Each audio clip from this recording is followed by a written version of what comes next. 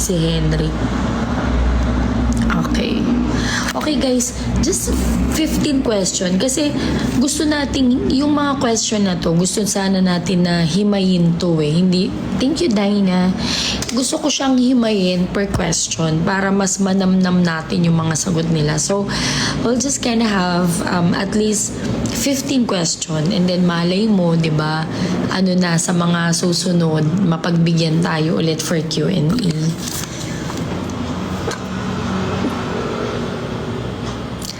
CVLL. Henrik, do you have any plans na pumunta ulit sa Team Payaman din kasama si Jico?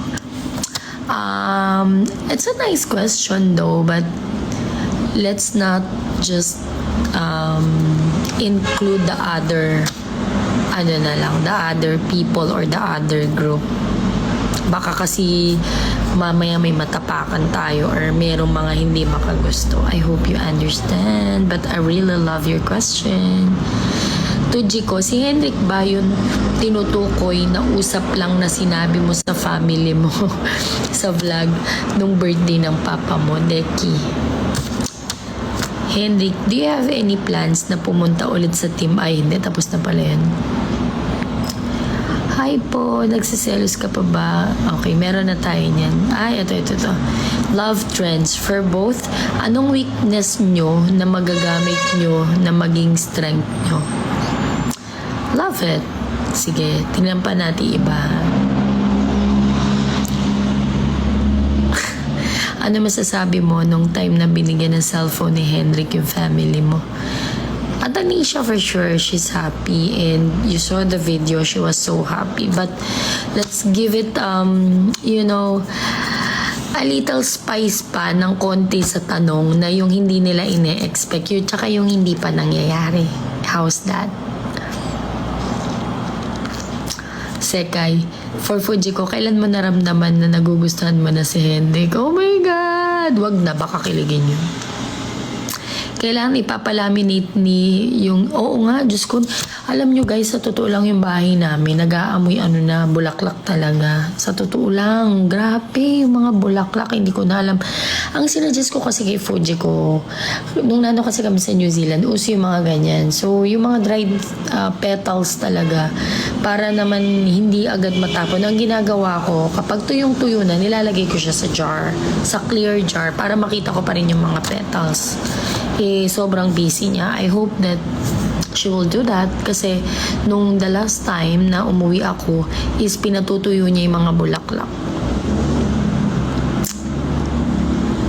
Jade, for Fuji ko, ano yung pinaka-effortless na ginawa o bibi? Yan ang mga tanong, guys. Ang ganda nun. Jade, thank you for your question. For Jico daw to. Ano yung pinaka-effortless na ginawa ni Henrik? Dagdagan ko na sobrang na-appreciate mo. Na-appreciate. Okay, let's go down. Let's go for the last question, guys. Go. Huwag naman yung agad sasagutin, guys. Teka, parang may nababasa akong maganda rito. Wait.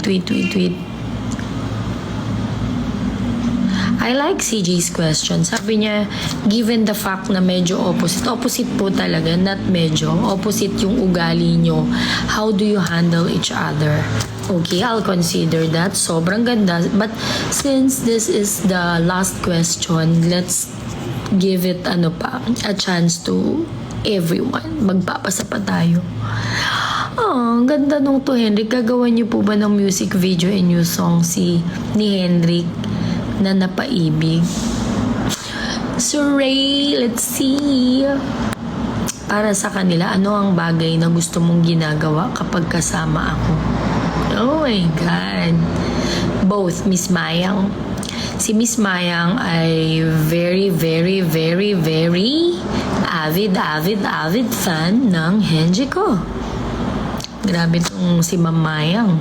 Sa mga achievements na meron kayo ngayon, ano masasabi nyo at gaano kayo kasaya? Let's give Ma'am Mayang a chance kasi talagang itong si Ma'am Mayang ay talagang avid fan ng Henji ko.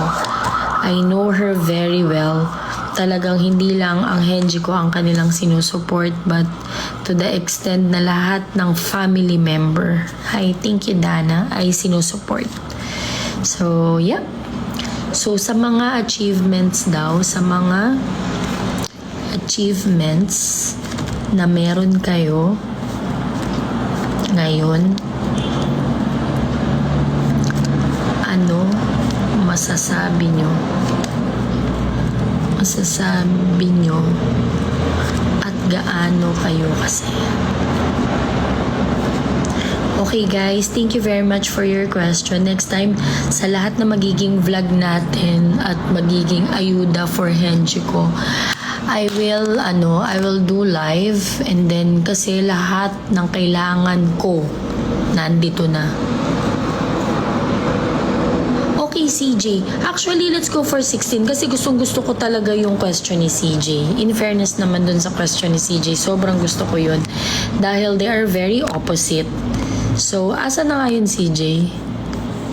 CJ, nasa na? Paki-resend nga ulit yung question mo. Natabunan na. Sobrang dami, guys.